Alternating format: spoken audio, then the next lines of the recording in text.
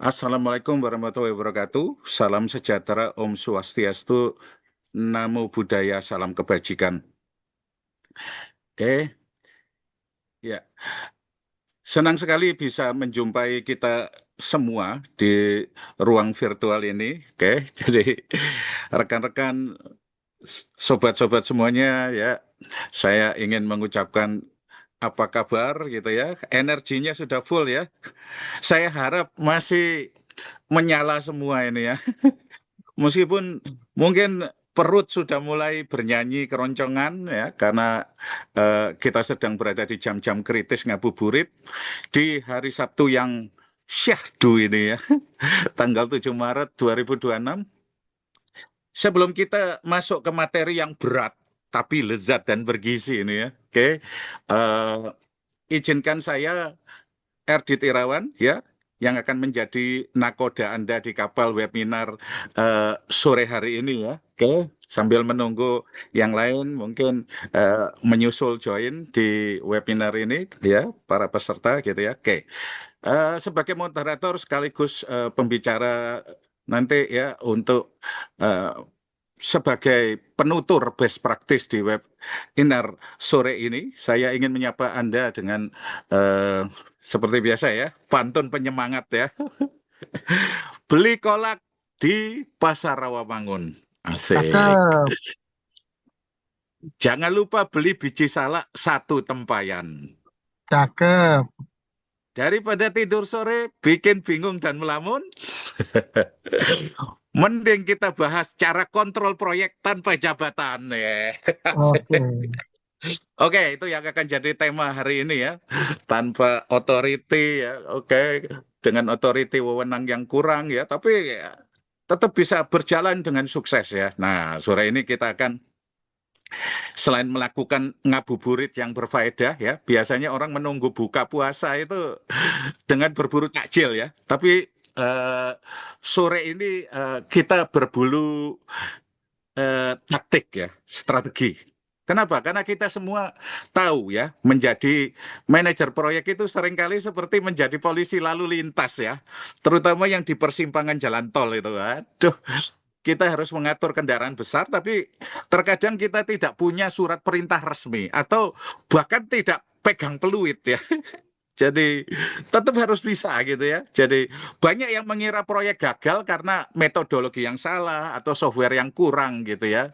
Oke, kurang canggih dan sebagainya. Padahal rahasia umumnya adalah proyek itu tidak gagal karena bagan atau grafik ya. Terus terang teman-teman ya. Tapi karena manusia-manusia di dalamnya yang tidak align ya, tidak selaras gitu ya. Karena sering terjepit di antara ya misalnya sponsor yang tiba-tiba berubah arah seperti angin muson gitu ya. Terus konflik lintas fungsi yang lebih panas dari debat politik gitu ya. Oke, apalagi pelanggan, klien, customer yang ekspektasinya itu setinggi langit tapi budgetnya nyusup ya sedalam sumur gitu ya. Terus bagaimana caranya kita mengendalikan semua itu tanpa harus punya wewenang yang cukup ya, tanpa harus mempunyai otoriti, jabatan, bos gitu ya bagi mereka ya. Itulah intisari dari webinar How to Control a Project Without Authority ini ya. Kita akan membedah 12 strategi praktis untuk mengamankan buy-in ya, navigasi politik organisasi sehingga menjaga vendor supaya tetap di jalurnya ya. Oke, acara yang luar biasa ini dipersembahkan oleh Pranama Pembelajar Indonesia ya. Kami dari Pranama memiliki misi yang tulus dan ambisius ya, membantu sebanyak mungkin orang Indonesia untuk meraih sertifikasi global ya dan berhasil ya di dalam proyek dan karirnya ya. Oke, kami percaya bahwa setiap profesional di Indonesia, termasuk kita semua di sini, memiliki potensial maksimal yang hanya perlu dipoles dengan pelatihan, coaching, mentoring yang tepat gitu ya. Oke, dan Pranama hadir bukan hanya sebagai tempat belajar, tapi sebagai rumah bagi para praktisi untuk tumbuh menjadi pemimpin kelas dunia. Asik ya. Oke. Nah, untuk membedah 12 strategi sakti tersebut, kita tidak akan belajar dari buku teks ya. Oke, jadi tidak hanya dengan membaca buku teks saja ya, artinya teori saja, tapi juga perlu praktek ya.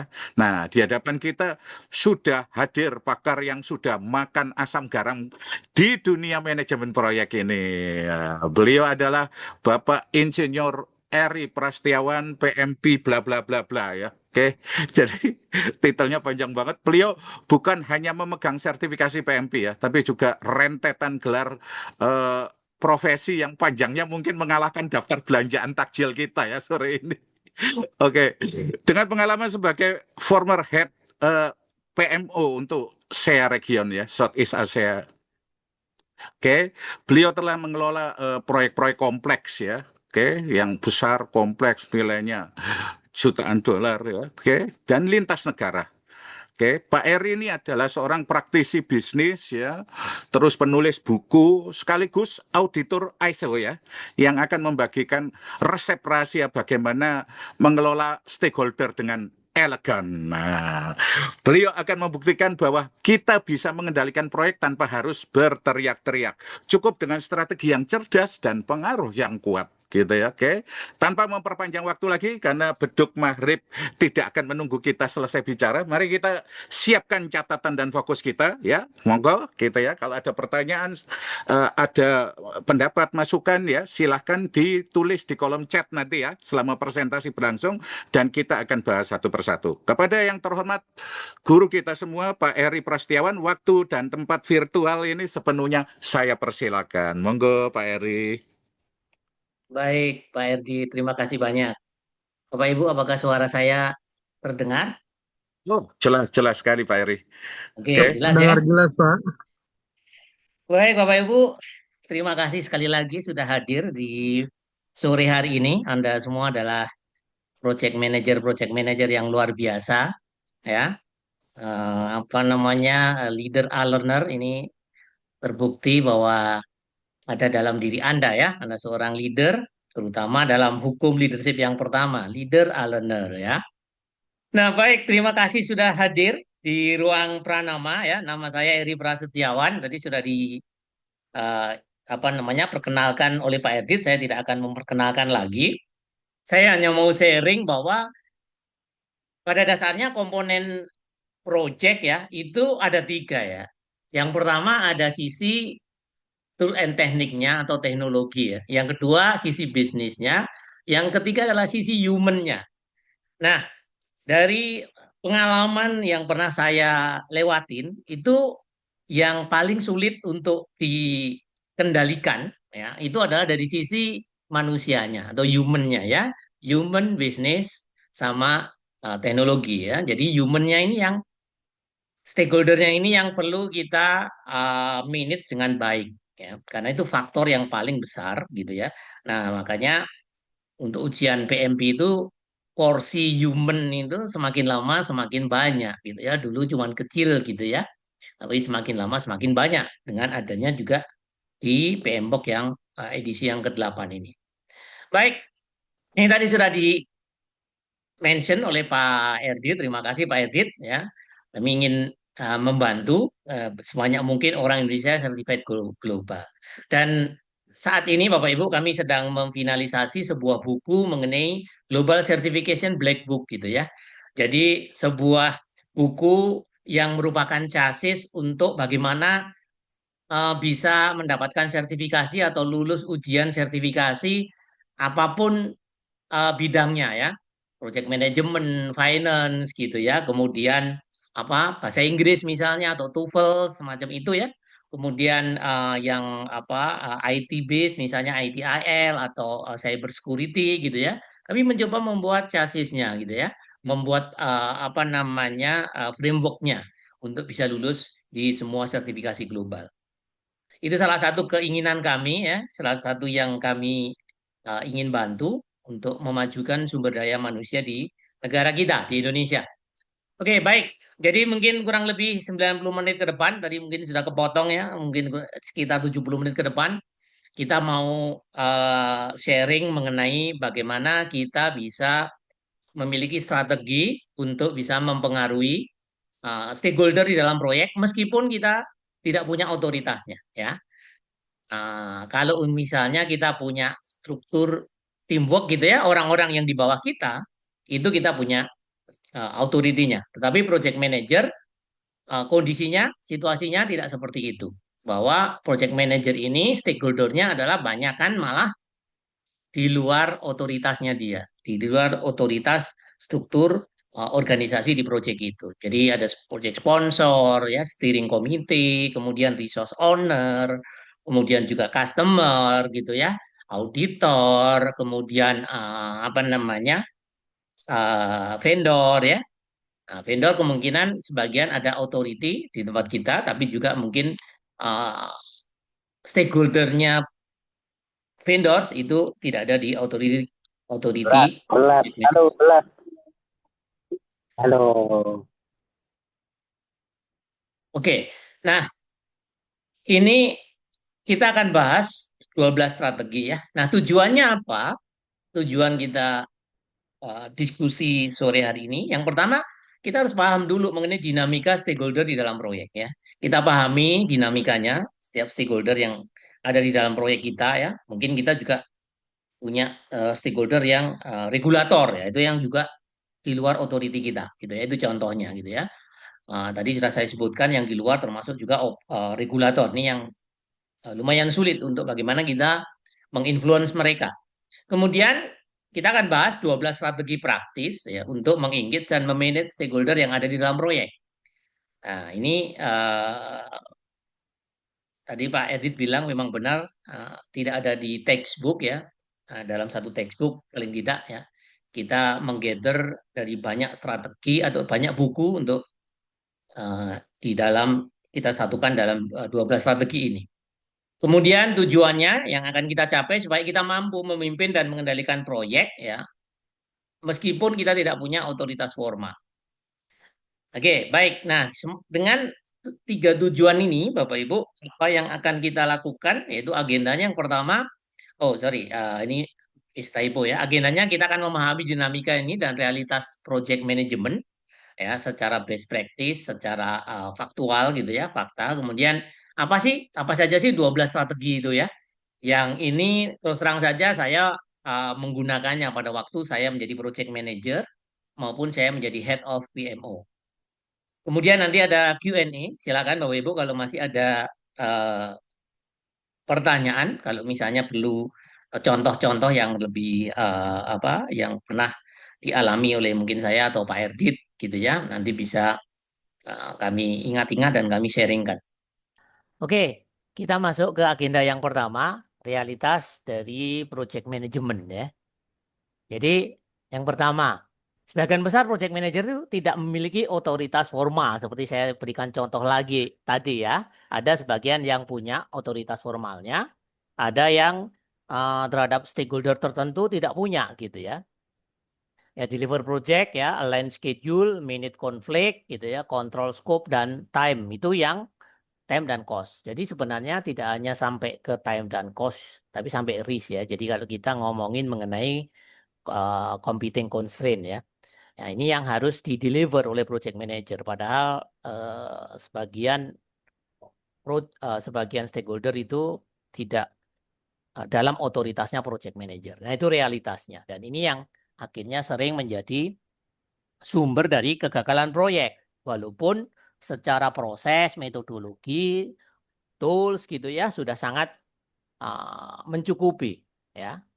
Nah, tadi sudah juga disinggung bahwa project itu failure ya jarang karena metodologi gitu. Kebanyakan metodologi itu sudah sangat major ya di perusahaan-perusahaan atau di apa di tempat kita bekerja gitu ya. Bisnis proses, terus kemudian project management metodologi, ya sales proses yang sudah di mapping terhadap project proses gitu ya. Nah, kemudian sumber value itu dari mana? Yaitu dari ini ya, misalignment dari stakeholder. Jadi stakeholder ini memiliki ini masing-masing ya, interest masing-masing ya. Jadi dari competing constraint itu banyak yang berbeda-beda ya stakeholder ini. Kemudian juga mereka lack of buy-in. Nah, ini contohnya seperti apa? Nah, contohnya itu begini.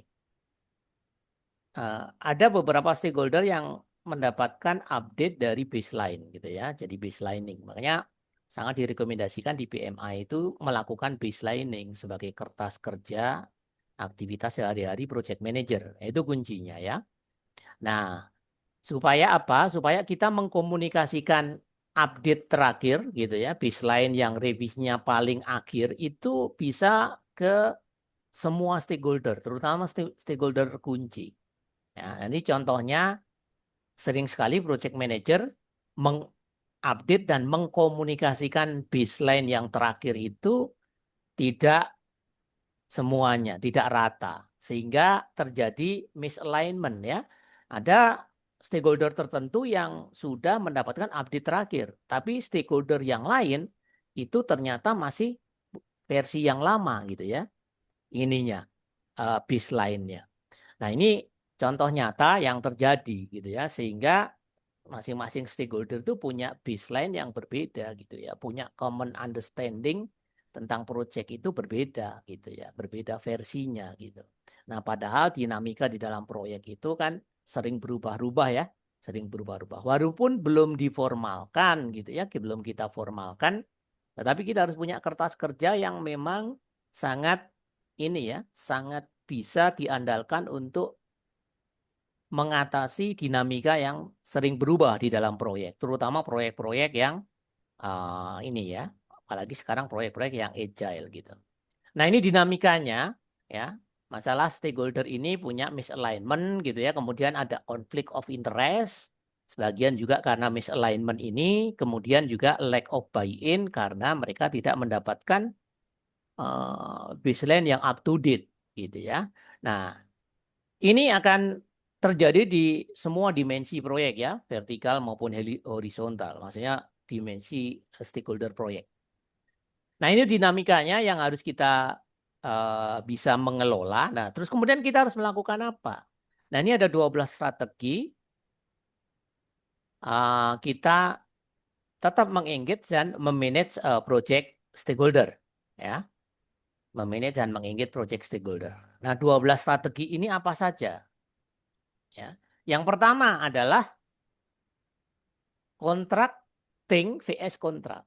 Nah, ini ya, sering sekali kita memang punya kontrak gitu, tapi kita tidak punya mekanisme untuk contracting gitu ya. Jadi kalau contracting itu kalau ada perubahan, ada dinamika gitu ya, kita harus mengikuti perubahan tersebut ya. Change manajemennya jalan gitu ya, dari level yang paling bawah yang kita punya dari SOP kita sampai nanti level ke betul-betul kalau mau ada amandemen kontrak gitu ya. Jadi kronologisly ya, kemudian backup apa namanya?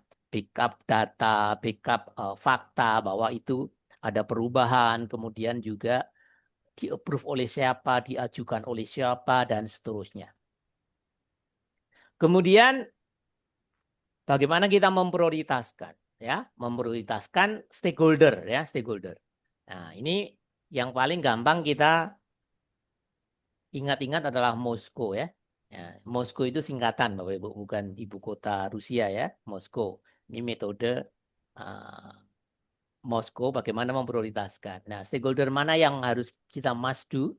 Ya, stakeholder mana yang interestnya yang kita cukup should do, mana yang could do, mana yang kita would do. Gitu ya, nanti kita bisa perdalam masing-masing. Nah, kemudian mengeducate.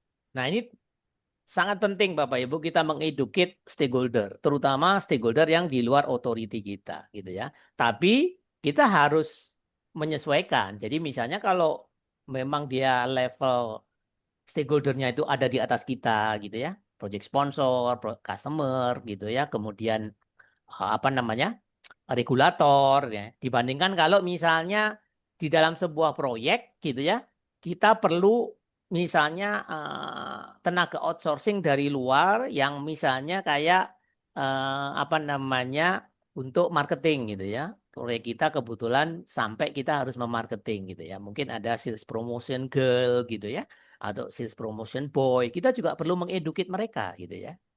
Nah, itu ya, mengeduket ada sangat luas, mengeduket siapa dulu ya, dan posisinya apa stakeholder kita itu. Gitu ya. Nah, tentunya mengeduket yang otoritasnya lebih tinggi dari kita, ya kita harus cari bentuk edukasi yang proper gitu ya. Kemudian emphasis, menekankan berulang-ulang gitu ya, menekankan berulang-ulang. Kadang-kadang karena saking banyaknya apa namanya stakeholder, kompleksitas proyek dan risikonya banyak gitu, kita perlu untuk menekankan secara berulang-ulang ke stakeholder-stakeholder tertentu gitu ya. Nah, itu. Kemudian over communication daripada under communication ya. Jadi kalau orang Jawa bilang itu supaya orang itu kita itu juweh gitu ya. Juweh itu apa ya? Supaya komunikasi yang terus-menerus gitu. Nggak ada bosannya sampai mereka betul-betul paham dan mengerti. Tercipta common understanding tadi. Jadi tidak ada misalignment dari verticality dari apa project kita maupun horizontality kita. Project kita, dari struktural kita, dari fungsional kita, gitu ya. Kemudian trade off. Nah, trade off. Jadi trade off itu sering sekali kita bisa mengengage mereka dengan stakeholder tertentu, terutama misalnya customer gitu ya, dengan trade off. Nanti saya berikan contohnya gitu ya, pengalaman nyata yang kita bisa pakai nih trade off ini gitu ya. Oke. Kemudian bridging. Ya, bridging itu ada bridging ke atas, ada bridging ke samping ya, horizontal, ada bridging ke bawah. Ya.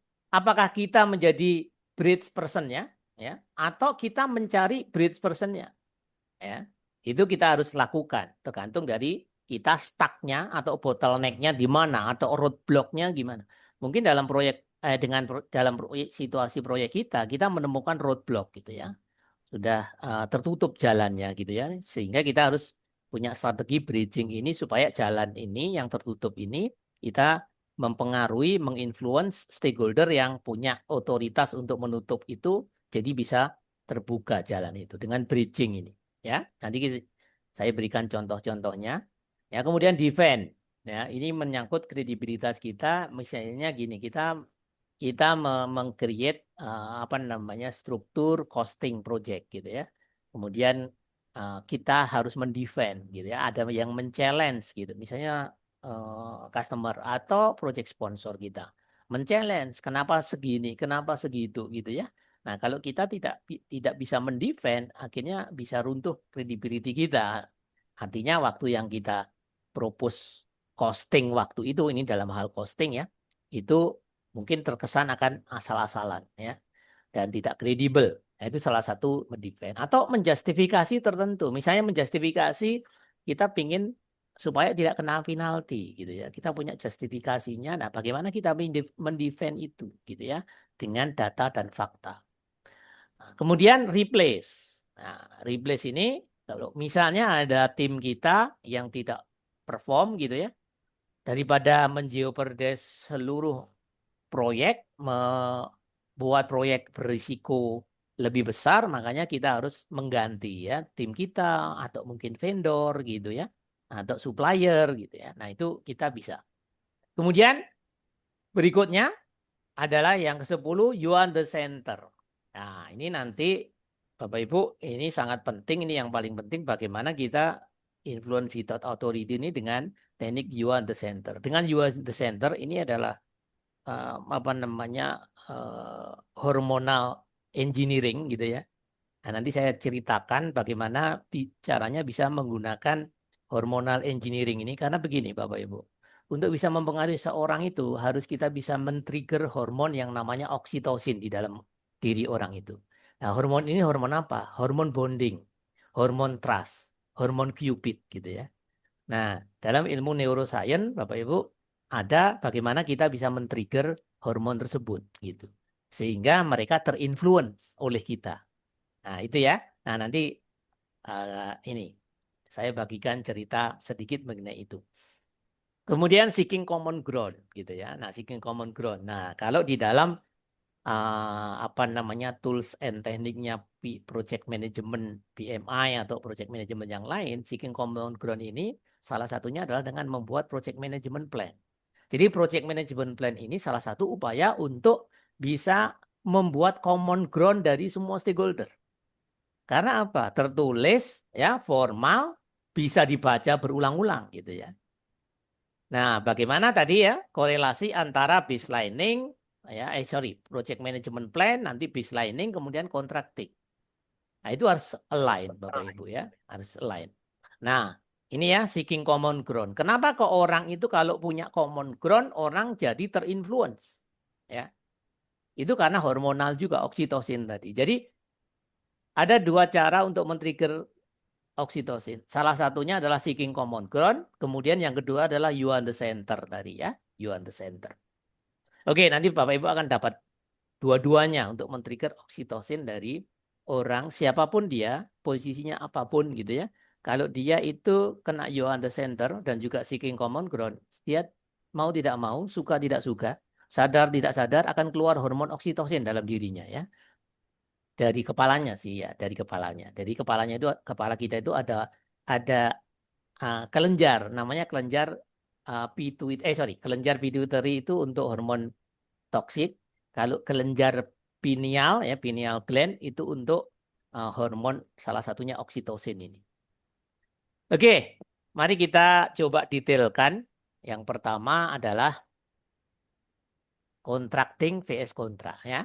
Kontrak itu sama dengan dokumen ya. Proses negosiasi kalau contracting itu adalah bagaimana proses negosiasi ini terus berlanjut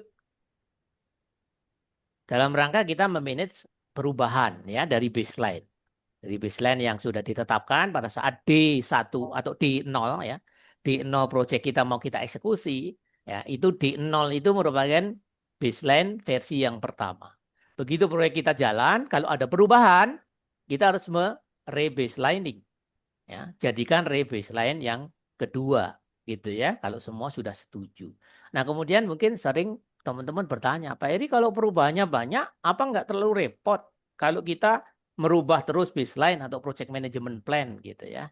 Nah, mungkin bisa dibuat strategi ada aturannya. Kalau di tempat kami dulu dibuat aturan dengan sampai kalau perubahan itu misalnya mencapai perubahan durasi tambahan waktu sekian hari atau tambahan budget sekian rupiah itu baru diformalkan ya. Tetapi prosesnya terus berjalan, dikumpulkan. Kalau yang kecil-kecil dikumpulkan dulu sampai nanti mencapai nominal tertentu baru kita formal baselining ya.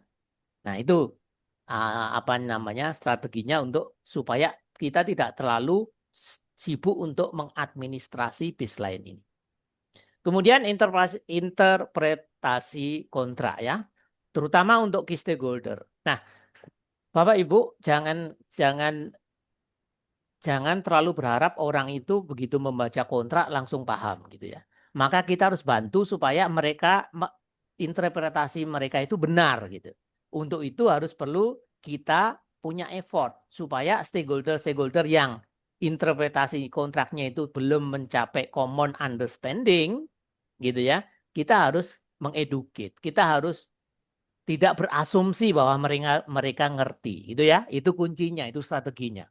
Jadi harus kita membuat interpretasi, harus kita membuat metafor gitu ya. Ya, metafor atau kalau dulu kita belajar bahasa, nah itu adalah jembatan keledai supaya mereka itu ngerti gitu ya mengenai kontrak ini. Karena kontrak itu biasanya kalau untuk proyek yang kompleks itu perlu waktu untuk memahaminya. Dan akan perlu waktu lama untuk mencapai common ground. Kalau waktunya lama mencapai common ground itu tidak tercapai, maka akhirnya banyak terjadi masalah di dalam proyek kita antar stakeholder kita, ya, tidak align tadi atau belum align. Ya. Kemudian scope dan constraint setiap fungsi inti dari proyek itu harus tahu gitu. Scope-nya mereka apa? Jadi fungsi inti proyek kita itu minimal gitu ya. Fungsi inti proyek kita itu siapa saja, fungsinya apa saja mereka minimal harus tahu scope dan constraint itu sebelum D1 ya. D1 kita eksekusi proyek. Nah, ini ya. Yang harus dilakukan PM apa ya? Yaitu dari baseline dengan baselining. Jangan hanya baseline sekali saja sebelum kita menjalankan proyek. Tapi begitu ada perubahan, kita harus melakukan baselining. Ya, strategi detailnya sudah saya sharing tadi ya. Jadi Anda harus kuat administrasi. Tapi bad news-nya adalah begini Bapak Ibu. Kita sebagai orang di Indonesia, didikan kita itu lemah di administrasi, ya, lemah di dokumentasi. Nah, waktu saya menjadi project manager pertama-tama dulu, saya shock culture Bapak Ibu. Karena culture-nya project manager, karakteristiknya project manager itu harus kuat di dokumentasi. Sedangkan saya lemah dan rata-rata kita lemah gitu. Coba bayangin saja Bapak Ibu. Dokumentasi-dokumentasi yang penting dari negara kita justru orang asing yang menguasai. Ya, kalau Anda mungkin ada yang orang Bugis, ada dokumentasi namanya Ila Galigo. Itu yang paling lengkap ada di Belanda, Bapak Ibu. Ya, kita sangat lemah dengan literatur, dengan dokumentasi. Makanya termasuk baselining, ya, termasuk contracting itu adalah dokumentasi atau administrasi. Ya, nah ini Bapak Ibu harus beradaptasi. Ya, memang nggak gampang Bapak Ibu ya, untuk kita supaya dokumentasi itu betul-betul kronologis gitu ya, time baselining dari awal D1 sampai kemudian selesai, kemudian ada perubahan apa saja, semua tercatat dengan rapi dan ada bukti-buktinya. Kalau ada email habis itu membuat final reportnya Anda lampirkan semua itu ya. Dengan begitu Anda akan punya engagement dengan semua stakeholder ya, untuk terutama untuk proyek berikutnya akan lebih bagus. Apa namanya, kredibilitas Anda di mata stakeholder yang punya pengalaman Anda itu kuat juga, tidak hanya di proses, tidak hanya di project management metodologi, tapi juga di dokumentasi dan administrasi itu Anda rapi gitu ya. Kemudian fakta, data itu istilahnya tidak terbantahkan, semua ada rapi seperti itu. Anda buat terakhir final report yang betul-betul orang itu istilahnya sudah sangat, wah ini project manager yang sangat kredibel gitu ya. Nah, untuk berikutnya akhirnya Anda engage sama apa namanya, manage stakeholder yang sama. Kalau dia menjadi stakeholder yang sama lagi untuk next project-nya akan lebih gampang ya. Kemudian terus align expectation. Ya, ini jadi dari tadi competing constraint ya. Jadi competing constraint itu Bapak Ibu 6+1 ya. Ada scope, time, cost. Ini disebut dengan triple constraint ya kalau ini. Kemudian tambah lagi quality itu namanya tetra trade off gitu ya. Kemudian ditambah lagi ya, yang 6 itu adalah resources dan risk. Kemudian yang ketujuh adalah customer satisfaction. Ini yang disebut dengan competing constraint. Anda harus terus align ini expectation yang paling tidak 6+1 ini ya Bapak Ibu ya. Itu disebut competing constraint dalam project management. Ya, terutama di terminologinya PMI. Ya. Kemudian clarify interpretation ini tadi yang perlu ya. Apakah sudah benar? Apa interpretasinya mereka terhadap common understanding-nya proyek ya, terhadap value yang akan di-deliver, terhadap bisnis apa namanya, benefit yang akan dicapai ya. Ini namanya kita conforming benefit ya, benefitnya proyek ya. Kemudian reconfirm agreement. Nah, ini supaya kita mengamankan contracting ini ya. Nah, supaya dengan contracting ini semua bisa engage dan kita bisa manage mereka dengan kontrak itu. Tapi kita sendiri harus kuat ya, harus kuat. Nah, karena apa? Karena kontrak itu dasarnya ya, dasar dari kontrak itu adalah project management plan kita ya, atau project specification kita. Itu dasar dari kontrak. Jadi dari project specification kita itu kemudian ditambahkan komersial, ditambahkan legal, itu jadi kontrak. Tapi core scope-nya, core implementation plan-nya ya itu ada di project management plan kita ya. Oke. Nah, itu strategi yang pertama. Strategi yang kedua adalah Moskow ya. Ini Bapak Ibu ya. Nah, kita kalau mapping grid-nya stakeholder ya, kita pakai yang lama. Saya lebih suka pakai grid ini ya, power sama interest gitu ya. Nah, power itu apa? Atau siapa yang punya power tinggi dan rendah adalah orang-orang yang bisa mendelay atau menyetop proyek. Itu powernya tinggi. Ya. Kalau powernya rendah adalah fungsi atau stakeholder kita yang tidak punya kekuatan atau punya authority untuk mendelay atau menyetop proyek. Itu power ya. Nah, kalau interest, gampangannya gini. Interest itu adalah paling tidak dalam 1 bulan, minimal 1 kali kita berkomunikasi dengan stakeholder itu dalam urusan proyek kita. Nah, itu interestnya berarti kalau sebulan sekali atau lebih cepat, ya lebih sering dari sebulan sekali, itu interestnya high.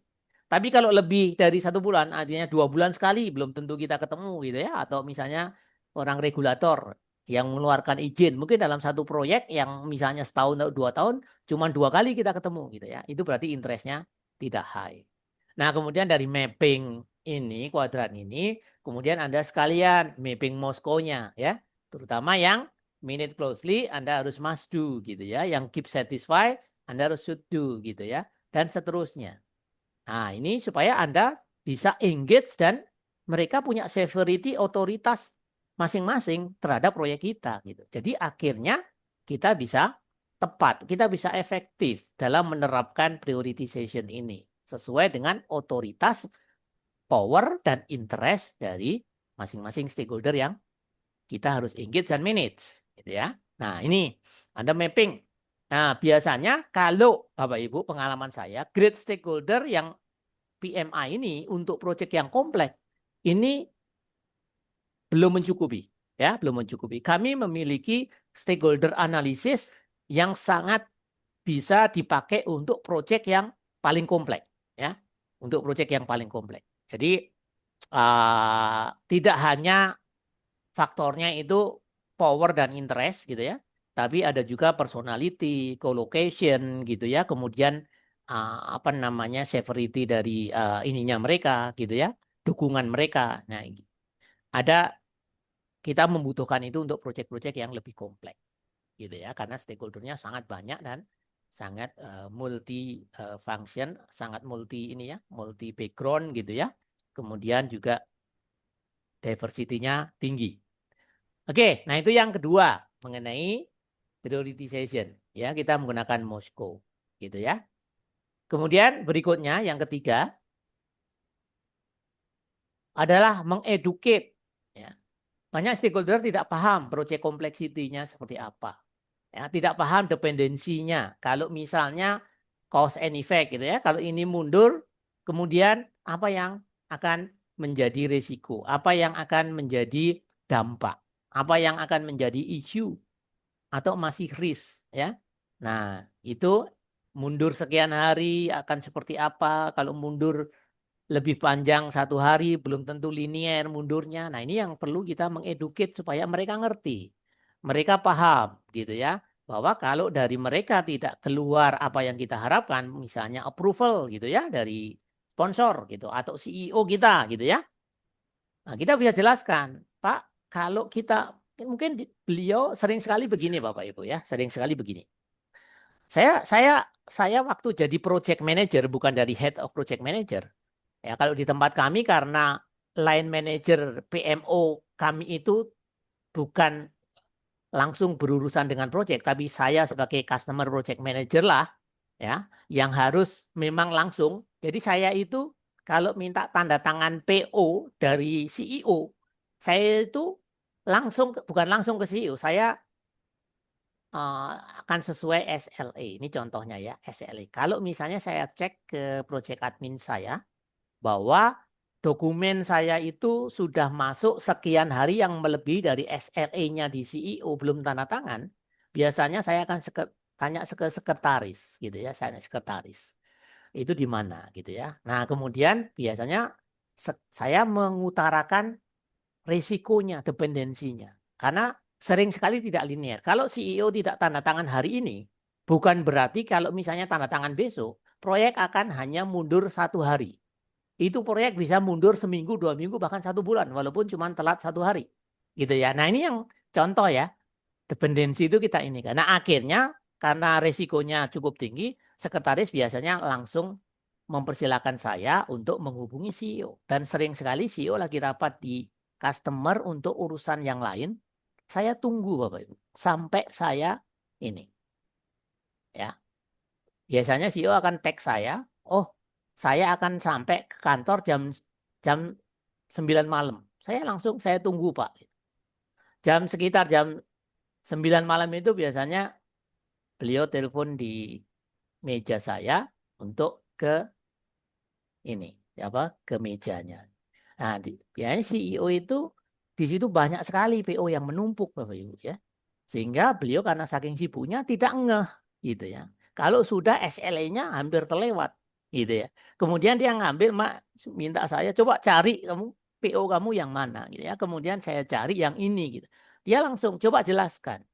Kalau saya tidak tanda tangan, biasanya begitu ya. Kalau Bapak tidak tanda tangan hari ini, apa dampaknya? Apa dependensi rentetannya ke depan, gitu ya. Nah, seperti itu. Itu bukan saya sebagai apa namanya head of PMO, Bapak Ibu. Head of PMO tugasnya bukan itu. Head of PMO di tempat saya itu tugasnya betul-betul mengenai human, bagaimana mengembangkan project manager gitu ya, bagaimana proses gitu, tidak mengurusi direct project gitu ya. Nah itu karena kita sudah project test atau paling tidak strong metric. Nah itu contohnya ya.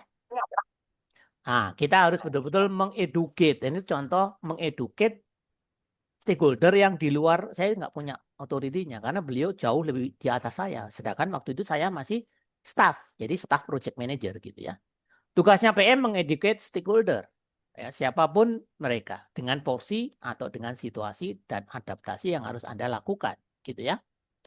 Kemudian ini contoh tadi juga ini ya, jika fitur ini ditambahkan ya, timeline mundur 3 minggu ya, educate-nya, expectation management-nya seperti apa, impact to all stakeholder, function seperti apa. Dulu saya sering ingin mendatangkan expat dari luar. Kemudian dalam 3 bulan dia harus keluar dulu, harus ngurusin revisa lagi dan segala macam. Saya berurusan dengan siapa? Dengan direktur HRD, gitu ya. Direktur HRD pengen mundur, saya belum ini, belum itu dan segala macam, tapi saya buktikan bahwa dokumen ini sudah ada di meja Anda sekian. Anda boleh mengundur, tapi kayak gini dampaknya, apakah kita bisa sharing risk?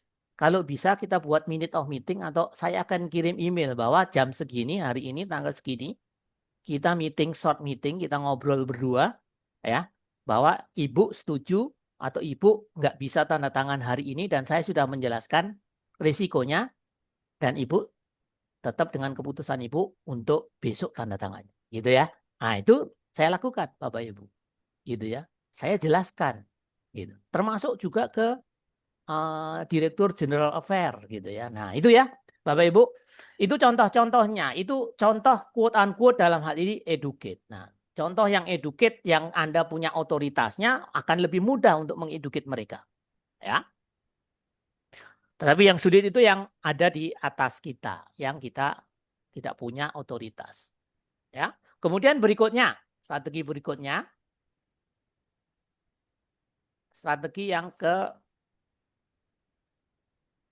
4, emphasis the right things ya. Stakeholder fokus berbeda, competing constraint ini ya, Bapak Ibu. Tadi mungkin ada stakeholder yang fokusnya ke scope. Ada stakeholder yang fokusnya ke schedule. Ada stakeholder yang fokusnya ke budget ya. Ada stakeholder yang fokusnya ke quality. Ada stakeholder yang fokusnya ke resources. Ada stakeholder yang fokusnya ke risiko. Ada stakeholder yang fokusnya ke output customer satisfaction. Ya, mereka punya ini yang berbeda-beda.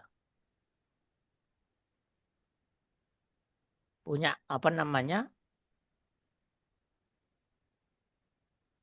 fokus yang berbeda-beda. Ya. Nah, project manager harus ngapain? Ya, dia menekankan apa yang paling penting bagi stakeholder ya.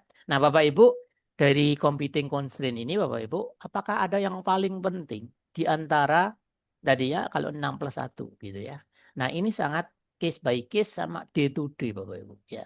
Pengalaman saya itu day to day. Artinya apa? Mungkin hari ini ya scope yang paling penting. Tapi minggu depan belum tentu scope yang paling penting dari competing constraint itu ya. Nah, itulah makanya kita tidak bisa menentukan dari 6+1 competing constraint itu mana yang paling penting. Tidak bisa kita tentukan, tidak kita bisa buat rumusnya bahwa setiap proyek akan seperti ini yang paling penting scope. Enggak, Bapak Ibu ya. Berbeda-beda, case by case. Itu yang perlu Bapak Ibu ini kan ingat-ingat ya, case by case.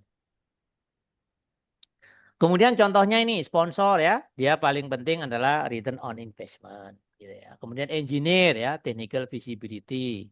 Kemudian customer itu value ya. Karena itu yang mempengaruhi satisfaction. Ya, apa sih yang bisa membantu bisnisnya dia untuk berkembang atau untuk untung atau untuk apa? Image mungkin ya. Apa kira-kira value yang diharapkan oleh customer and value dari project yang kita lakukan. Strateginya adalah communicate in stakeholder language, ya. Tadi sesuai dengan competing constraint-nya masing-masing gitu, dan sesuai dengan waktu dan kondisi keadaannya, case by case. Itulah project manager dituntutnya itu di situ. Oke, strategi yang kelima adalah over communication, ya. Ya, salah satu kesalahannya PM atau kekurangannya adalah under communication gitu ya. Nah, makanya kenapa kok PM itu Bapak Ibu adalah habitat dari orang-orang yang dominan. Karena orang dominan tuh suka over communication. Gitu ya. Orang dominan itu apa sih? Jadi orang dominan itu orangnya ekstrovert tetapi to the point.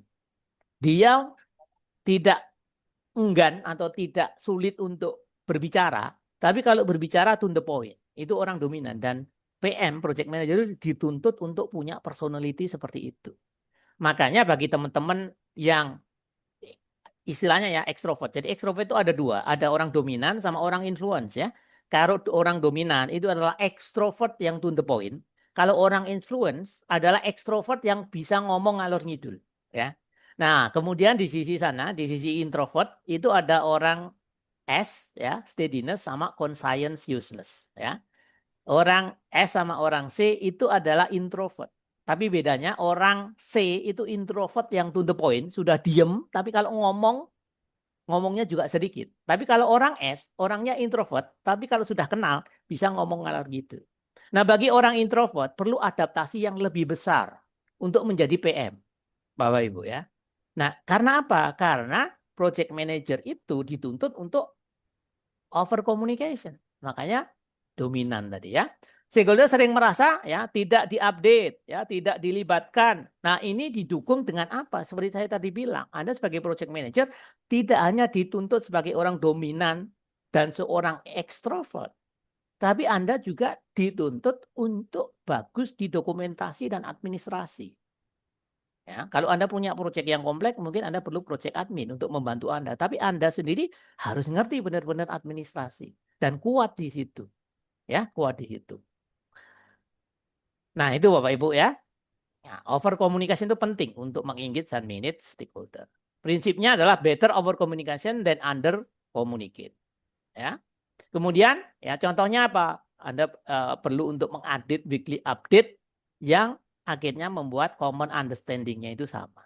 Kemudian milestone briefing, risk notification, banyak sekali. Ini Anda bisa mention di communication dan masing-masing ini, contoh ini, itu akan dibutuhkan oleh stakeholder yang tidak hanya under influence Anda atau under authority Anda. Banyak justru yang authority-nya di luar Anda atau di atas Anda.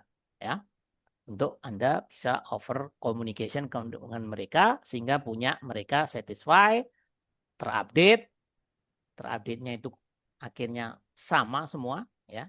Jangan hanya sampai project sponsor punyanya version B, customer masih A dan sebaliknya, atau project sponsor Anda punyanya C, customer Anda sudah punya yang revisi yang paling baru yang D gitu ya. Nanti project sponsor Anda akan marah. Gitu ya. Seperti itu contohnya. Kemudian yang keenam adalah trade-off management. Trade-off management ya. Project selalu memiliki trade-off. Contoh nih misalnya ya.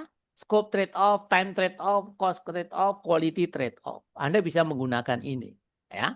Menggunakan ini adalah tetra trade-off dulu ya. Anda gunakan untuk trade-off ini ya.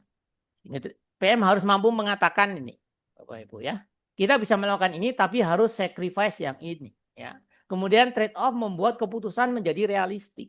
Bapak Ibu, kalau Anda ketemu teman-teman sales sama marketing atau business development, mereka selalu tugas mereka adalah ngomongnya adalah hiperbolik dan bombastis. Karena itu tugas mereka. Tetapi project manager itu tugasnya adalah realistis. Ya, tugas project manager itu adalah realistic keeper, ya, penjaga realistis. Jadi Anda harus selalu ngomong schedule yang realistis seperti apa, budget yang realistis seperti apa, ya, yang tetra trade off itu yang realistis seperti apa, competing constraint yang realistis seperti apa. Anda harus ngomong dengan standpoint itu, ya, karena Anda adalah project manager, ya. Nah, kemudian contohnya apa? Gitu ya, trade off. Misalnya nih, misalnya Anda kena penalti nih misalnya, ya, kena penalti. Ya, kena penalti ya yang akan membahayakan bottom line Anda, gitu ya. Sorry. Mungkin gini, yang kena penalti yang akan membahayakan revenue lah atau istilahnya money collection atau apa namanya net sales collection Anda gitu ya. Nah, trade off itu apa? Nah, trade off begini, karena memang kalau misalnya ya uang yang masuk dikurangi penalti Anda akhirnya membahayakan bonusnya Anda atau bonusnya orang lain gitu ya. Atau kita misalnya lebih parah lagi secara company kita berbahaya. Nah, Anda bisa men-trade off-nya dengan services gitu ya. Trade off dengan services. Pak, gimana kalau misalnya penalti itu kami ganti dengan misalnya sebelumnya maintenance-nya 3 bulan. Saya tambahin deh Pak, maintenance-nya jadi 4 bulan. Gitu ya. Nah, itu namanya trade off. Bapak Ibu ya.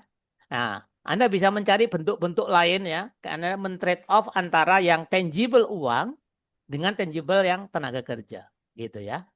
Nah, itu mungkin misalnya laporan apa namanya balance sheet atau P&L ya, profit and loss perusahaan Anda akhirnya ke headquarter Anda, ke sana akhirnya akan aman kalau Anda di penaltinya itu bisa di trade off dengan yang sesuatu bukan komersial, bukan sesuatu yang tangible uang. Itu ininya, keuntungannya ya. Akhirnya kalau ya dulu itu pengalaman saya, contoh saya karena kita harus report ke headquarter sana ya di Eropa ya. Nah, kan kalau kena penalti yang uang akan kelihatan uangnya berkurang sekian, jadi nggak masuk di sana. Tetapi kalau kita bisa trade off dengan services, kesananya aman, mereka nggak tahu gitu ya, nggak kelihatan itu di sana ya, di headquarter ya. Nah ini ya negosiasi penalti komersial dengan komersial apa trade off-nya dengan services gitu ya. Itu atau misalnya license-nya kita bisa perpanjang deh 1 bulan gitu ya. Kita bisa extend gitu 1 bulan license. Jadi itu ya. Bridging. Nah, bridging ketika stakeholder konflik nih. Jadi ada 2 bridging itu. Itu sangat dibutuhkan pada saat ada konflik maupun tidak ada konflik, Bapak Ibu ya. Ketika stakeholder konflik ya, PM menjadi bridge builder, Anda menjadi bridge builder atau menjadi bridge person. Gitu ya. Anda jadi bridge builder atau Anda sendiri menjadi bridge-nya, jadi jembatannya supaya konflik itu mereda gitu ya. Nah, kemudian ini contoh antara bisnis dengan IT. Anda harus membridging di tengah-tengah. Ya. Bagaimana supaya mereka akhirnya bisa win-win atau bisa akhirnya ketemu di tengah-tengah. Ya, vendor dengan customer, operation dengan strategi gitu ya. Nah, tetapi juga Anda harus memahami kedua sisi itu kalau misalnya ada konflik, kemudian mencari titik temu. Kemudian kalau misalnya bridge-nya itu bukan Anda bukan orang yang tepat untuk menjadi jembatan itu gitu ya. Anda harus tahu siapa yang tepat menjadi jembatan itu. Nah, ini Bapak Ibu, setelah saya tahu bridge ini, kemudian saya flashback Bapak Ibu. Itu dilakukan bapak saya ya, bapak saya. Bapak saya itu punya adik ya, baik adiknya sendiri maupun adik iparnya bapak saya, yaitu adiknya ibu saya. Itu dia seneng pacaran sama laki-laki yang kedua orang tua bapak saya, ya itu yang pas waktu adiknya dia, atau orang tuanya ibu saya itu nggak mau kalau berbesan dengan orang tuanya laki-laki itu, karena satu desa, gitu ya, satu desa.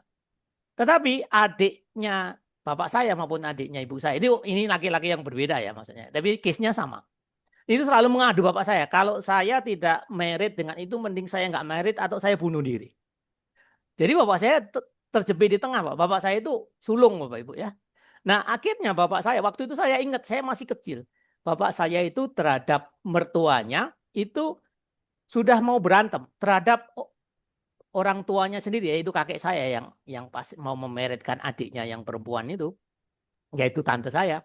Tante saya yang adiknya bapak saya, dengan tante saya yang adiknya ibu saya, punya case yang sama, Bapak Ibu. Punya case yang sama. Jadi, besannya itu sama. Jadi cuman kakak adik dari sananya, dari pihak laki-lakinya itu kakak adik gitu ya. Jadi kakek saya dari ibu saya maupun kakek saya dari bapak saya itu dua-duanya nggak cocok dengan calon besannya masing-masing itu. Gitu. Nah, yang pusing bapak saya karena bapak saya itu sulung, ibu saya juga sulung. Akhirnya bapak saya terhadap kakek saya dua-duanya itu berantem. Udah berantem lah, udah nggak ada titik temu. Akhirnya bapak saya itu mencari bridge, bapak ibu. Dari bridge personnya dari apa mertuanya bapak saya itu berbeda dengan bridge personnya dari kakek saya dari bapak saya itu. Nah, saya ingat sekali. Jadi yang dibawa bapak saya untuk menjadi bridge itu siapa ya? Sama siapa? Dua orang yang berbeda. Saya masih ingat dan sampai sekarang itu meritnya terjadi dan nggak ada apa-apa sampai sekarang. Ya, sampai sekarang ya. Nah, itu saya ingat, oh iya, contohnya itu gitu ya. Contohnya itu gitu ya. Bridging itu namanya. Yang tidak bisa dia lakukan sendiri kalau misalnya bapak saya itu project manajernya gitu ya. Nah, kemudian defend. Nah, ini tadi ya, Anda defend ke project team, ya Anda harus mendefend project team Anda. Kalau project team Anda melakukan kesalahan, Anda harus siap dengan mendefend juga justifikasi awal Anda dulu, misalnya dengan costing gitu ya, dengan duration ya, dengan ini Anda harus siap-siap dengan defend ya. Contohnya stakeholder menuntut timeline tidak realistis. Anda harus mendefend. Anda harus mendefend. Ini tidak realistis gitu ya. Sering sekali nih datang dari teman-teman sales sama marketing.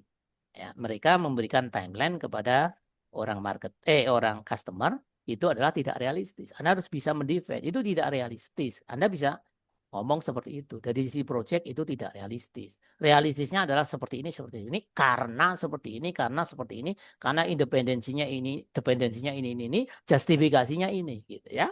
Costing dan pricing yang sudah disepakati, Anda harus mendefend, ya. Ya, kemudian PM harus berani mengatakan ya, that timeline is not achievable ya without increasing resources misalnya untuk menjaga credibility dan trust sekaligus di mata customer. Ya. Kemudian replace ya. Jika stakeholder benar-benar menghambat proyek, kadang perlu replace decision maker. Ya. Mereplace, misalnya escalate ke sponsor atau ke customer atau ke resource owner untuk mereplace orang yang memang otoritasnya ada di itu tadi. Ya. Mungkin ada di resource owner, mungkin ada di customer, ada di sponsor, atau mungkin ada di manajemennya vendor atau third party kita. Ya. Kemudian meminta representatif lain. Ya. Kemudian higher level vendor, ini salah typo ya, higher level vendor atau service provider untuk minta ganti orang ya. Nah, ini harus digunakan dengan cara hati-hati Bapak Ibu ya, dengan cara hati-hati. Oke, nah itu yang ke-9. Yang ke-10 adalah strategi mengenai you on the center tadi ya, dua strategi you on the center ya. Ini skill paling penting yaitu untuk project manager, yaitu influence without authority. Ya, influence without authority. Nah, cara influence ya, cara menginfluence orang without authority itu kita harus menaikkan kredibilitas, Bapak Ibu. Makanya dari itu, ya, contoh nih ya, contoh kredibilitas ya. Contoh yang ini, dulu saya mempelajari mengenai apa? Financial planner. Kemudian saya menulis buku mengenai mengenai bagaimana mengelola uang, gitu ya, mengelola uang. Nah, itu juga akhirnya banyak anak buah saya, walaupun dia tidak mengenal saya, tapi mereka tahu bahwa saya punya kredensial di situ, credibility. Kemudian saya menulis buku mengenai project management. Saya punya bos baru dulu, orang Belanda datang, dia admire mengenai itu. Dia tahu, nggak tahu dari mana ya.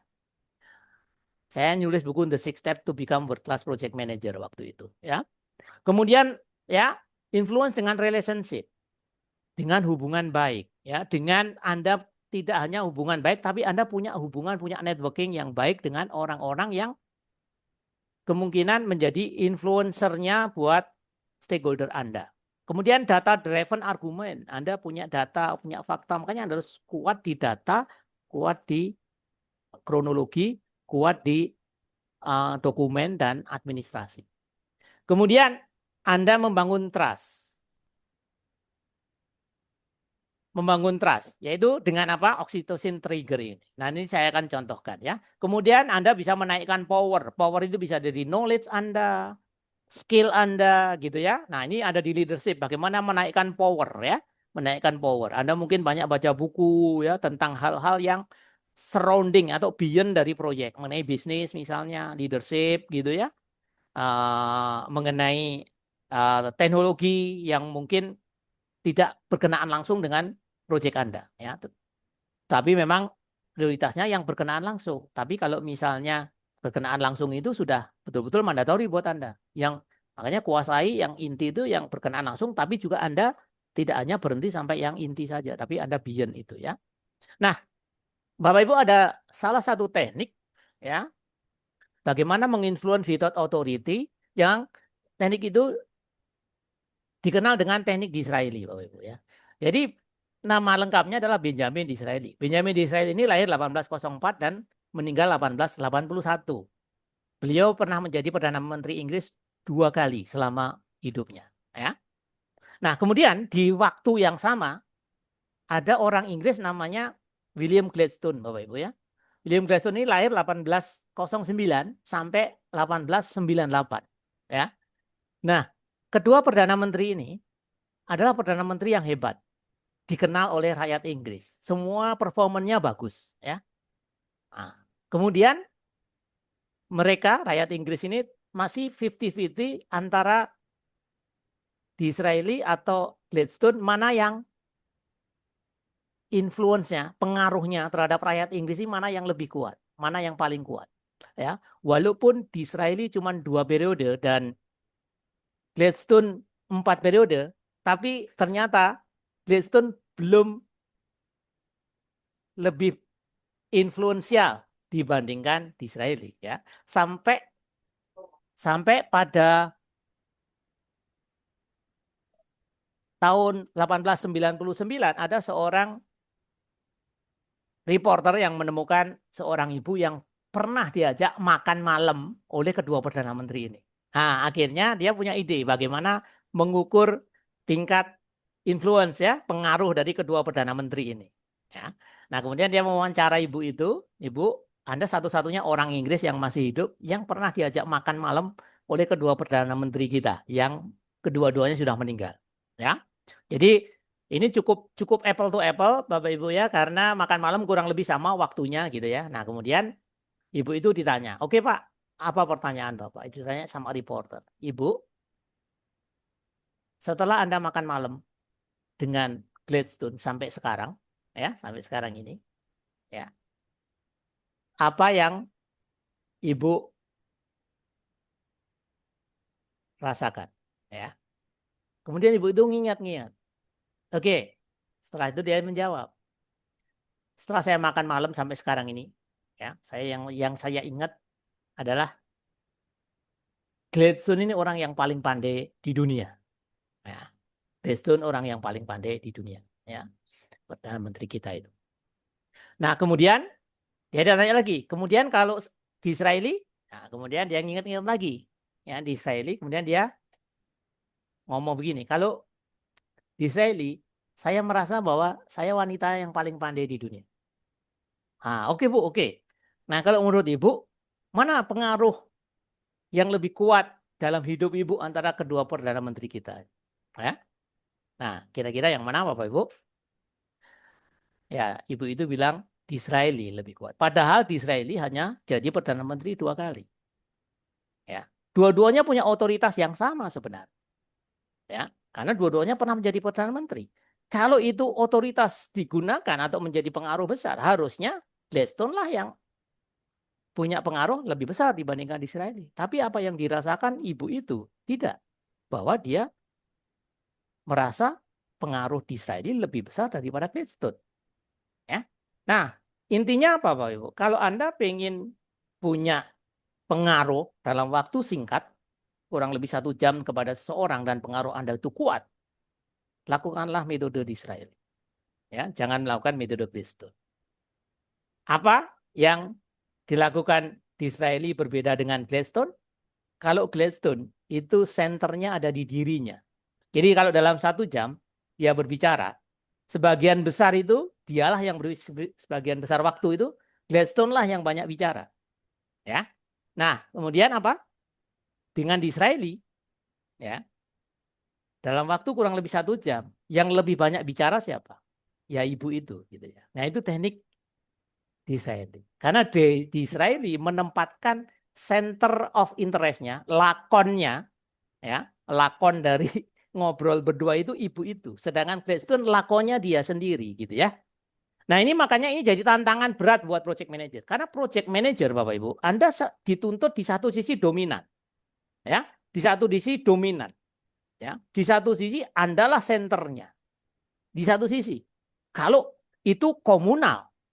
Tetapi kalau Anda ketemu one on one stakeholder, supaya pengaruh Anda kuat, Anda justru dituntut berbalik 180 derajat. Itu sulitnya minta ampun Bapak Ibu. Ya. Kelihatannya gampang, tapi ini sangat sulit. Karena Anda day to day-nya Anda menjadi center of interest. Ya. Tetapi kalau Anda sudah one on one, ya, dengan stakeholder siapapun dia, termasuk tim Anda sekalipun, ya, apalagi kalau orang yang Anda tidak punya otoritasnya, Anda harus berbalik 180 derajat, which is senternya ada di orang tersebut. Jangan ada, pindahkan center itu. Sebelumnya Anda adalah lakonnya, Anda adalah serinya, Anda adalah superhero-nya. Kalau di komunal, semua menunjuk kepada Anda, menunggu keputusan Anda, menunggu kedatangan Anda membuka ini, membuka itu kalau komunal. Tapi kalau one on one, influence without authority ini akan berjalan.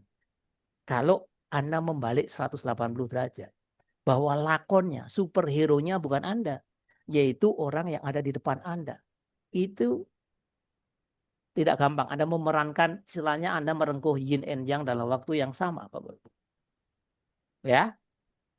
Nah, inilah hal yang kenapa kok you are the center ini adalah sangat efektif dan teknik yang paling efektif untuk menginfluence orang.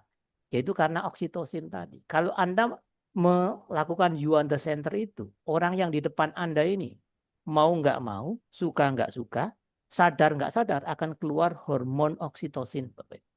Ya, nah ini waktunya karena singkat, Bapak Ibu, saya teruskan dulu mengenai itu.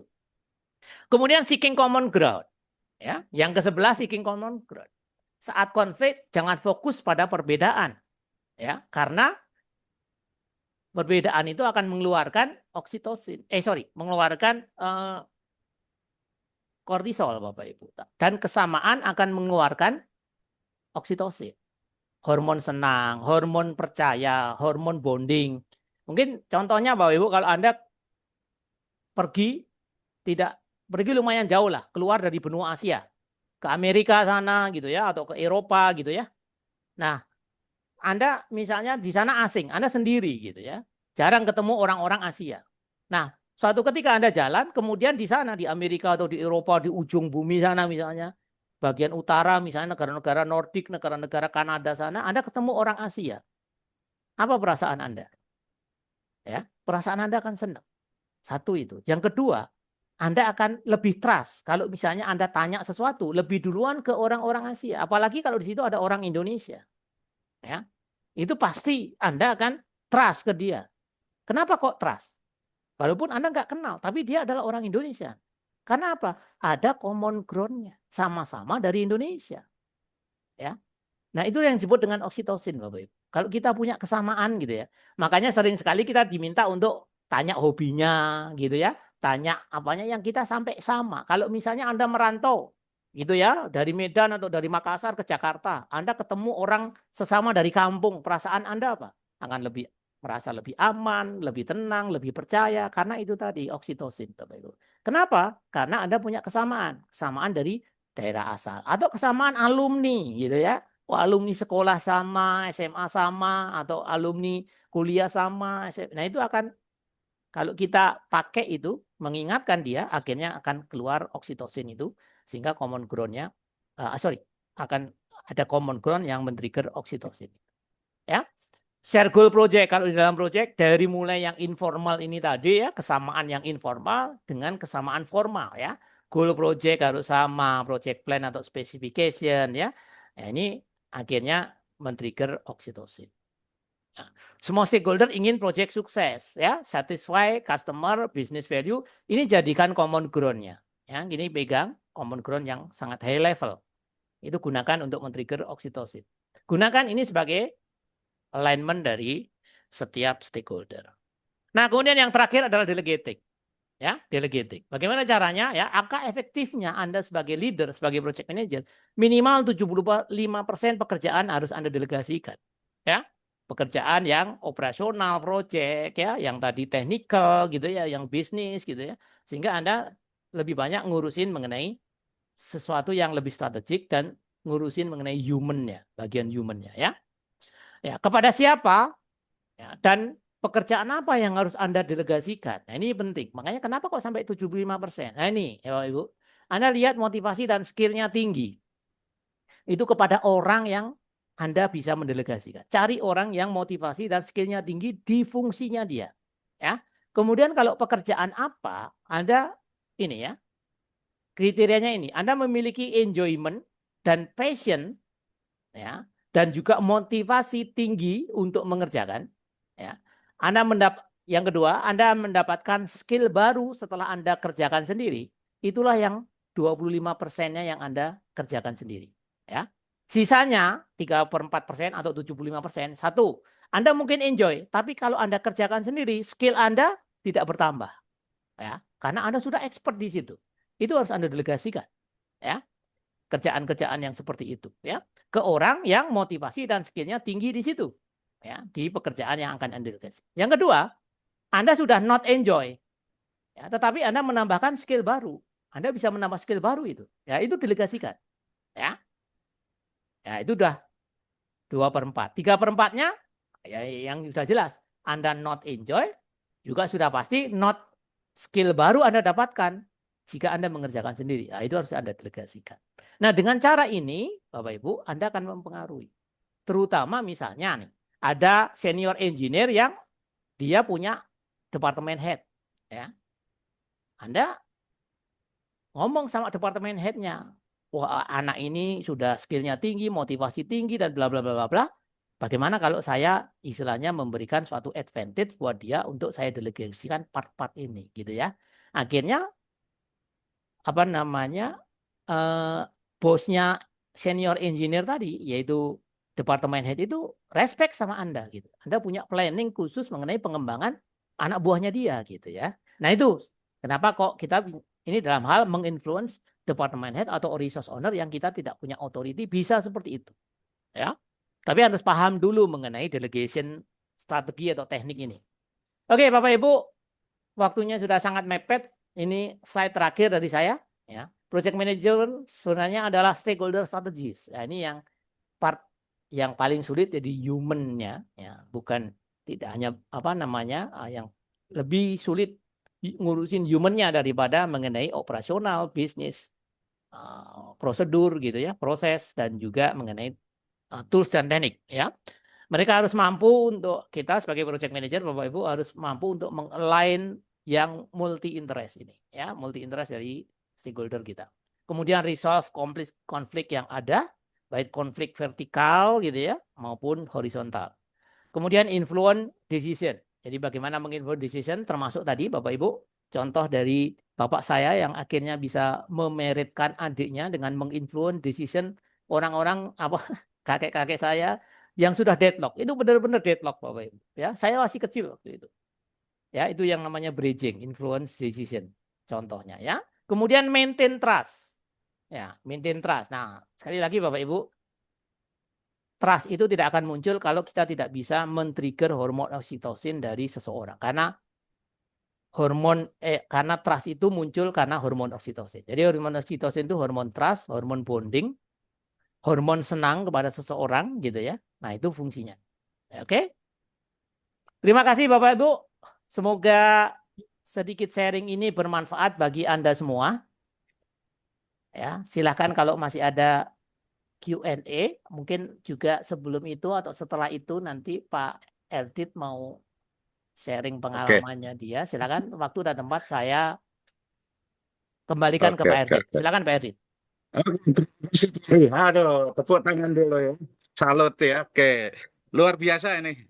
Terima kasih ya Pak Eri atas pemaparan teorinya yang sangat tajam ya. Oke, rekan-rekan kalau tadi Pak Eri sudah memberikan kita peta kompasnya ya. Oke, izinkan saya mengajak kita semua turun langsung ke medan perangnya ya. Oke, saya akan jelaskan best practice-nya. Kita singkat saja ya. Jadi sekali lagi terima kasih tadi sudah dijelaskan oleh Pak Eri. Saya menyambung dengan singkat saja. Judul sesi saya sore ini adalah 25 years in trends ya. Oke, kebetulan eh, biarpun rambut saya nggak pernah disemir, muka saya mungkin masih baby face gitu ya.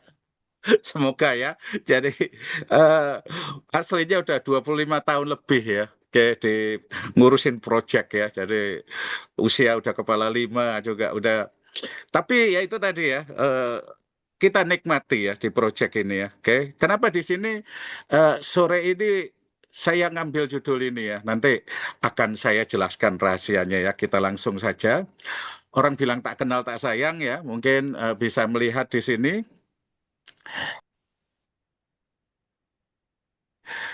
Oke, saya kebetulan dipercaya ya, termasuk co-founder juga ya ini dari 2018 kemarin ya. Oke, saya menempati COO untuk delivery ya. Oke, bagian di delivery operation sama global business director di Pranama ya. Oke, Pranama dan pelatihan sdm.com ya.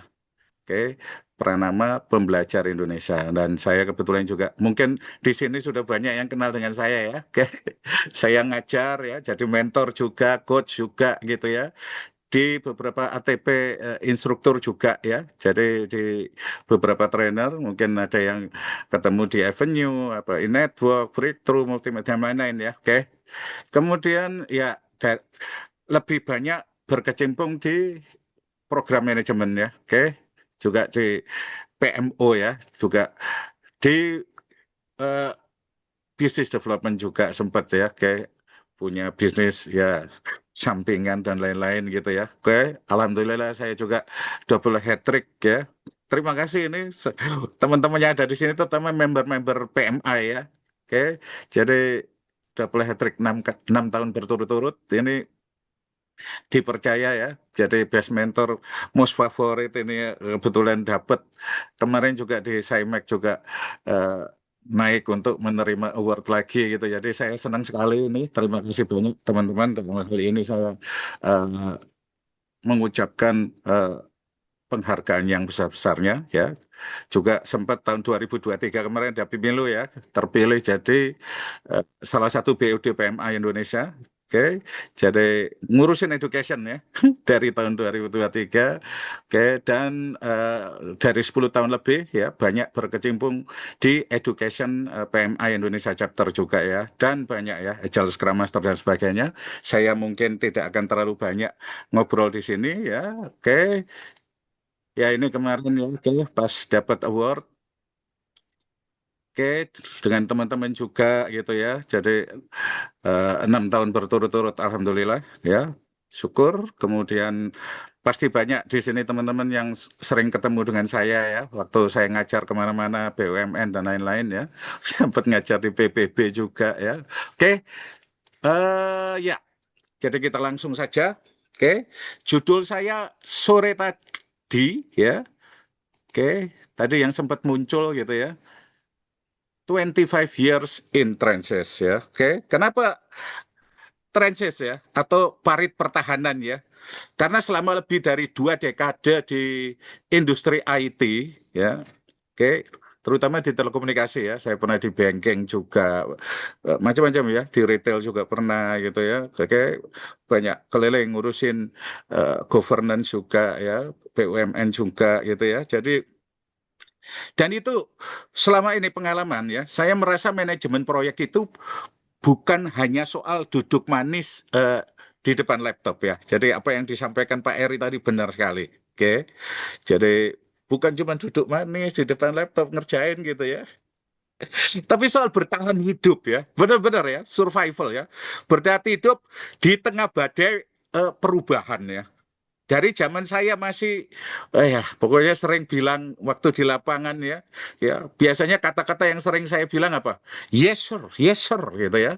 Sampai sekarang kita belajar bagaimana solve this together tanpa harus merasa lebih tinggi dari orang lain ya. Jadi ini sebetulnya keywordnya di sana ya. Oke, jadi singkatnya mungkin ada yang batin tadi. Pak RD itu ini namanya panjang banget, gelarnya kayak abjad yang lagi antre sembako gitu. Soalnya teman-teman kalau udah ngurusin kantor atau proyek itu nggak akan ada habisnya ya. Jadi kita harus invest juga untuk kepentingan pribadi, ya untuk upgrade skill, kompetensi teman-teman ini beneran ya. Oke, ngambil sertifikasi baik yang global maupun internasional ya. Ada beberapa di sini saya setiap ada waktu saya spend ya, baik itu dari PMI ya, untuk Prince2 juga gitu ya, oke, PMP, ACP segala macam. Kalau PMI, Prince2 sampai ke level practitioner, saya juga ngambil Lean Six Sigma dari sabuk putih ya, white belt sampai black belt gitu ya, dan lain-lain ya. Jadi setiap ada waktu saya coba bahkan untuk yang nasional ya, untuk badan sertifikasi nasional, BNSP, Depdikbud gitu ya, apa saja ini sampai level master ya, jadi CMT ya. Kalau level 4, 5 itu kan instruktur ya. Kalau saya udah master trainer ya, jadi melatih trainer ya sebagai instruktur trainer. Apa saja ya, oke, itu saya eh, coba ya kita belajar ya, upgrade skill ya, oke. Baik yang non teknis maupun teknis ya, soft skill maupun hard skill gitu ya. Tapi jujur saja ya rekan-rekan ya, semua gelar ini aslinya sebetulnya jujur aja ini belak-belakan saya. Itu tanda selamat saya dari ribuan email eskalasi ya, dan ratusan malam tanpa tidur di data center ya. Oke, sampai sempat saya jatuh sakit segala macam ya. Itu pada proses roll out, cut over jaringan gitu ya. Ini teman-teman saya ada di sini nih ya, ikut hadir, pasti juga ikut mengalami ya. Pengalaman saya dalam lebih dari 25 tahun, termasuk saat di perusahaan multinasional ya, telekomunikasi seperti Ericsson. Ini teman-teman saya juga, Pak Eri juga. Saya kan waktu itu lagi enak-enak di Kanada ngambil S2 Coastal Teknologi, kemudian pindah ke HP ya, Hewlett Packard ya, oke. Kemudian diajak Pak Eri masuk Ericsson, ya. Ini yang ngajak saya masuk Ericsson itu Pak Eri ya. Jadi dari perusahaan US nyebrang ke perusahaan Swedia gitu ya, sama-sama multinasional. Dan terus terang dari pengalaman-pengalaman itu mengajarkan satu hal ya, oke. Saya waktu tugas dimanapun ya, involved jadi volunteer segala macam di organisasi seperti PMI gitu ya, dan banyak belajar bahwa sertifikasi itu penting ya. Sertifikasi itu penting untuk buka pintu ya, jadi buka pintunya. Oke, justru dari sertifikasi itu salah satunya misalnya di PMP atau ACP ya, sekarang zamannya Agile ya, Agile Certified Practitioner, di mana di situ ada project stakeholder dan communication management. Dari situ saya pelajari bahwa empati dan strategi stakeholder itu sebetulnya yang tadi setelah pintu terbuka dan menjaga pintu itu tetap terbuka itu. Saya bukan cuma sekedar menyampaikan teorinya. Teman-teman yang mungkin sering ketemu dengan saya sering pakai contoh. Setiap saya ngajar, pasti saya kasih contoh realnya di lapangan seperti apa ya. Jadi, dan ini juga real ya. Saya menceritakan apa yang sudah saya alami ya saat di Hewlett Packard ya, Hewlett Packard Enterprise. Kemudian, ya, saya alami namanya HP saya itu bergetar ya, pagi jam 1, jam 2 pagi, jam 3 pagi gitu ya. Karena misalnya ada sistem yang down gitu ya. Jadi ini merupakan proses yang panjang ya, proses yang panjang teman-teman. Jadi oke, ini saya cerita. Mungkin sebetulnya saya pengen cerita banyak, tapi waktunya mungkin ya nggak terlalu banyak. Saya akan singkat saja beberapa case saja. Case pertama, saya waktu di SP ini ya. Jadi saya pernah menghadapi hantu ya. Benar-benar ghost ya, menghadapi hantu ya. Oke, bukan hantu beneran sih, tapi ini ya, apa technical lead ya dari pihak klien yang, aduh, seremnya, dinginnya minta ampun gitu ya. beliau ini merasa paling pintar dan setiap usulan tim kami apapun gitu ya itu selalu dimuntahkan. Kalau yang sertifikasi PMP pasti tahu, wah itu berarti ini Pak resisten. Nah, berarti levelnya engagementnya resisten ya. Kita harus bikin stakeholder engagement matrix bagaimana supaya yang resisten ini bisa jadi suportif kan gitu ya kalau di project management kita belajar ya. Jadi itu apa aja yang kita sampaikan tuh salah gitu ya. Oke, dan kita nggak tahu apa penyebabnya apa gitu ya. Jadi dan proyek macet total ya. Oke, lebih dari 2 minggu ya, hanya karena satu tanda tangan teknis beliau itu mampet. Dan dalam kondisi seperti ini ya, seperti biasa ya, stakeholder management kita jalan. Saya tidak pakai debat teknis ya, saya pakai strateginya PRI tadi yang nomor 7 ya. Yang nomor 7 itu kalau nggak salah bridging. Nah, saya cari tahu apa hobi beliau gitu ya. Waktu itu kan di Jogja, di Solo ya. Kalau ngerjain single IN proyek triliunan ya, sampai sekarang tahun 2026, udah 20 tahun lebih ya. Charging waktu kita nge-swap Siemens sampai sekarang itu masih nancep ya di Indosat gitu ya. Oke, kebetulan proyeknya tentang itu ya. Ini pas lagi di Jogja, di Solo gitu ya. Itu macet ya. Jadi saya pakai strategi nomor 7 bridging. Saya cari tahu hobi beliau itu apa sih gitu ya. Ternyata kami sama-sama senang wayang ya. Senang wayang kulit.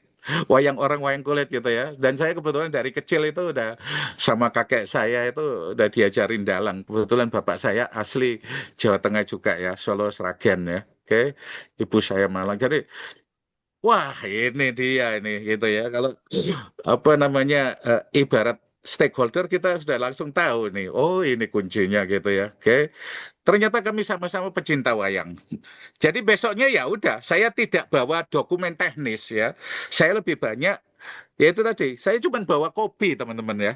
Dan obrolan ya. Obrolan saya ajak ngobrol lakon wayang gitu ya. Oke, wayang ini saya ini ya dari 4 serat itu saya keluarkan semua ya, mulai dari apa namanya zamannya dewa-dewa ya, Purwacarita sampai Ramayana. Saya cek ini dia senengnya apa ini gitu ya, dari lakon-lakon itu ya. Oke, Ramayana, Mahabharata, Baratayuda saya urut gitu ya. Wah, ternyata lakon yang bikin dia manggut-manggut dan banyak ketawa itu adalah lakon Semar Bangun Kayangan gitu ya. Apa hasilnya? Ya beliau langsung cair ya, langsung cair ya, merasa satu frekuensi ya. Dan akhirnya tanda tangan yang macet tadi ya, setelah kita ngobrol dari hati ke hati gitu ya, 2 minggu itu ternyata 5 menit disadarkan itu langsung ya. Jadi ingat ya, kontrol proyek itu kadang lewat cangkir kopi, bukan lewat ruang meeting, teman-teman. Beneran itu ya. Oke, jadi nah, ini ya. Jadi problemnya technical lead client dingin, macet 2 minggu. Ya, oke, sorry. Oke, ya. Kemudian eh, strategi eh, nomor 7 ya, bridging ya, hobi wayang. Dan akhirnya hasilnya persetujuan cair tanpa debat kusir. Ini benar-benar ya, real ya. Oke, real praktek ya. Saya coba mengingat-ingat dari 12 itu ada contoh, tapi waktunya tidak memungkinkan ya. Selanjutnya contoh case yang nomor 2 ya. Oke, saya coba percepat. Ini negosiasi telco ya. Nah ini udah di Ericsson kalau ini ya. Jadi telekomunikasi ini. Jadi, nah ini ya. Pertama ada masalah gitu ya. Oke. Pendah di era Ericsson saat itu kami sedang roll out jaringan besar-besaran. Tadi yang saya sebut tadi ya, jaringan single IN ya. Saat itu kita swap jaringannya Siemens gitu ya. Ya pas lagi project ini saya ditarik ke Ericsson waktu itu ya, ke keliling Indonesia ya. Pak Eri juga pasti masih ingat ini ya. Jadi kita swap Siemens untuk jaringan IN di Indosat ya. Sampai sekarang node-nya masih berdiri ya, sampai kokoh, di-upgrade dan expand terus ya. Oke, waktu itu masalahnya masalah klasik. Ya, problemnya masalah klasik. Ya, vendor lokal mogok kerja di lapangan. Karena apa? Karena ada isu administratif ya di kantor pusat mereka. Oke, nggak ada hubungannya dengan pekerjaan gitu ya. Oke, secara kontrak saya bisa saja menuntut mereka, saya tuntut gitu ya. Tapi apakah menuntut akan membuat mereka ke site untuk melanjutkan rollout jaringan? Tidak, malah jadi parah masalahnya. Jadi saya gunakan strategi apa? Nih, yang nomor satu tadi dijelaskan panjang lebar oleh Pak Eri ya. Saya menggunakan strategi nomor satu, contracting, bonding, ya. Jadi saya turun ke site setelah mendapat laporan dari teman-teman di lapangan, ya. Oke, saya duduk di tanah, ngelongsor gitu, istilahnya sambil dodok gitu sama ini orang-orang ini ya. Saya masih ingat waktu itu kita makan apa? Nasi bungkus, makan nasi bungkus bareng. Oke. Saya tidak bicara pasal-pasal kontrak yang kaku, tapi saya bicara soal hubungan ya, bonding ya. Oke, di situ apa? Kita tunjukin ya, bahwa kita itu peduli, peduli dengan nasib mereka di lapangan ya, ngobrol dari hati ke hati gitu ya. Oke, nah ini ya. Oke, jadi hasilnya ya dengan pendekatan approach yang seperti itu ya, akhirnya mereka nangkep ya, mereka mengerti ya, kita kasih semangat segala macam ya, kita tunjukin kita itu empati, kita care gitu ya. Akhirnya apa yang terjadi? Mereka mau ya, bahkan kerja lembur sampai subuh ya, secara sukarela ya. Oke, setelah kita ke lapangan kita tunjukkan kita care ya. Oke, itu tanpa saya minta ya. Akhirnya mereka mau bekerja. Oke, bahkan extra mile ya. Itulah bedanya punya otoritas dengan punya pengaruh. Oke, tadi yang sudah dijelaskan oleh Pak Eri tadi ya. Jadi itu kemudian oke, ini contoh yang terakhir. Oke, dari 12 contoh saya ngambil beberapa saja. Oke, kasus ketiga ini eh ya, ini sering terjadi. Ini masalah klasik sih ya. Oke, jadi kebetulan ini di proyek Agile ya. SLCM waktu itu, ADM sekarang namanya. Jadi Service Life Cycle Management itu Agile ya, kontraknya dalam bentuk Mendes ya, berarti time and material gitu ya. Oke. Nah, saya itu punya sponsor ya, sponsor dari regional sebetulnya ya, drop-dropan ini ya, bule ya. Hobinya itu senang mengubah ini apa namanya prioritas di tengah sprint. Jadi tengah sprint apa tiba-tiba mak pedunduk berubah lagi gitu ya. Ya, memang agile sih. Kalau agile itu kan memang scope itu dibuka ya. Triple constraint-nya itu scope-nya di bawah gitu ya. Jadi wah, tapi ini mengubah prioritas. Prioritasnya berubah terus gara-gara sponsor ini ya. Oke. Tim saya itu udah kayak mau gila lah ya. Sudah istilahnya itulah singkatnya. Udah kayak orang gila gitu ya karena arahnya berubah-ubah terus, stres semua. Itu yang saya sebut agile pain. Agile pain ya. Oke. Terus saya gunakan strategi yang nomor 11 dari 12 itu ya. Oke. Jadi seeking common ground. Saya tidak marah-marah ke ya sponsor malah ngambek atau apa tidak ya. Tapi saya picu apa istilahnya hormon oksitosin mereka. Oke. Jadi dari hormon oksitosin itu ya. Oke. Berdasarkan experience juga pengalaman ya. Akhirnya apa? Saya bawa sponsor itu ya, oke. Setelah diajak ngobrol ya seperti biasa ya, apa ngopi-ngopi segala macam. Terus saya bawa untuk apa? Untuk melihat langsung tim yang lagi bleeding kerja gitu ya. Kadang-kadang sponsor ini tidak mengerti, tidak pernah di lapangan, tarik sekali-sekali ke lapangan gitu ya. Ini mereka lagi jadi dia lihat sendiri ya, tim yang lagi bleeding berdarah-darah ngerjain pontang-panting di balik layar. Oke, saya tunjukkan bahwa tujuan kita ini sama, customer satisfaction, gitu ya, kepuasan pelanggan. Begitu mereka sadar kita ada di kapal yang sama, sponsor itu jadi lebih empati ya, karena dia melihat sendiri. Oh alah gitu mereka ini. Jadi dia justru yang kasihan. Oke, kasihan mereka sudah makan belum. Jadi dia yang menanyakan seperti itu ya. Jadi dia langsung empati dan tidak asal tembak perintah lagi. Semenjak itu dia tahu. Gitu ya. Jadi ya itu ya. Karena kalau kapal ini bocor ibaratnya gitu ya. Oke, mau sponsor ya, mau PM kayak semua bakal ikut basah. Jadi itu ya. Oke, seeking common ground ya. Ini salah satu contohnya ya. Oke. hormon oksitosinnya tadi. Oke, tepat sekali tadi yang dijelaskan oleh ini ya. Akhirnya alignment budget dan kebijakan yang lebih empatik ya. Oke, kadang-kadang kalau sudah melihat sendiri, ikut merasakan, kita ambil ininya ya, empatinya itu mereka bisa berubah ya. Dan akhirnya, oke, nah ini oke lah ya. Ini saya boleh katakan kesimpulan ya. Oke, kalau jelasin 12 satu-satu mungkin makan lama. Jadi tadi saya udah kasih contoh sebagian ya. Saya rasa cukup jelas ya bahwa apa yang disampaikan oleh Pak Eri tadi bukan cuma teori ya. Jadi, oke, sebelum kita tutup sesi cerita ini, ada 3 pesan sakti ini ya, yang ingin saya titipkan untuk dibawa pulang ya, untuk direnungkan, dipraktekkan gitu ya. Pertama, trust is strategic. Oke, masalah error itu hal teknis. Kalau hal teknis gampang diperbaiki. Oke, tapi kalau ya atau kepercayaan ini ya sudah rusak, itu masalah strategis yang sangat mahal harganya ya. Oke, jadi customer kalau sudah resisten, sudah trustnya hilang ke kita, udah kacau, udah chaos sudah proyek kita pasti ya. Kita ngomong apa aja pasti salah. Jadi itu ya, trust is strategic. Oke. Terus yang kedua, influence is earned. Gitu ya. Jabatan atau apa kayak otoritas gitu ya, itu diberikan oleh kantor. Tapi pengaruh, influence gitu ya. Makanya kalau di PMP kan salah satu interpersonal skill kan influence ya, di communication dan sebagainya ya. Nah, pengaruh itu kita perjuangkan sendiri di lapangan, teman-teman.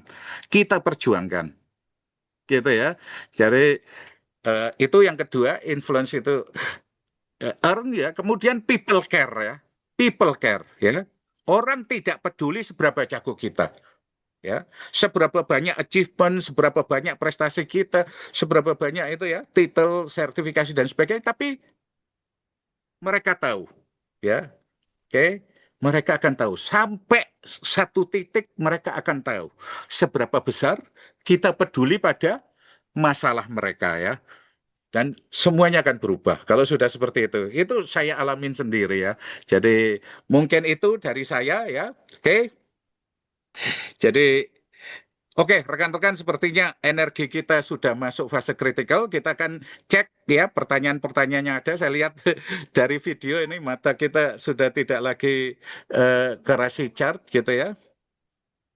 Jadi oke, saya lihat ya. Jadi sudah dijawab oleh Pak Yohan ya. Oke, Saya, sudah dijawab by chat. sorry, Oke. maaf Pak Edit, teman-teman Ya, semua ya, saya ya. pakai laptopnya Yukan, jadi Mas Yukan, jadi ini dari Oke. saya jawabannya sebenarnya bukan dari Mas Yukan ya.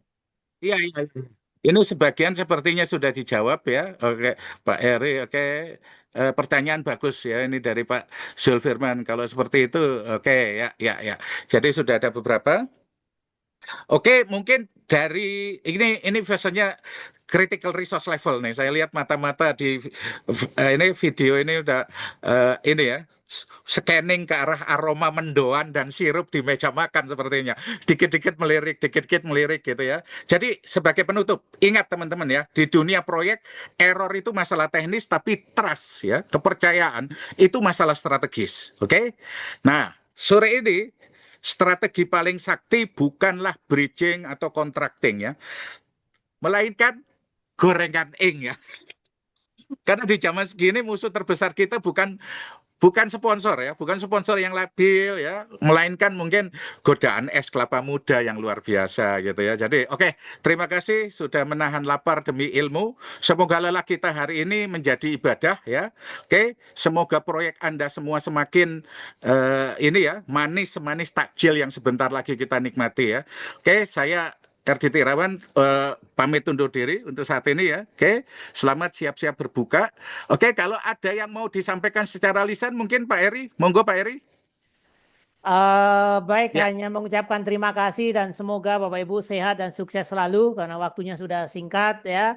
Nah, semoga ini bermanfaat bagi Bapak Ibu. Sampai ketemu di free webinar berikutnya di bulan depan. Oke, terima kasih Bapak Ibu. Selamat berbuka ya. puasa sebentar Oke, lagi. Wassalamualaikum terima kasih warahmatullahi semuanya wabarakatuh. ya. Selamat sore. Mohon Maaf apabila ada salah kata ya dari ini sengaja maupun tidak sengaja. Mari kita kuasai proyek kita tanpa harus kehilangan senyuman ya. Tetap tersenyum. Oke, empati dan sebagainya. Oke.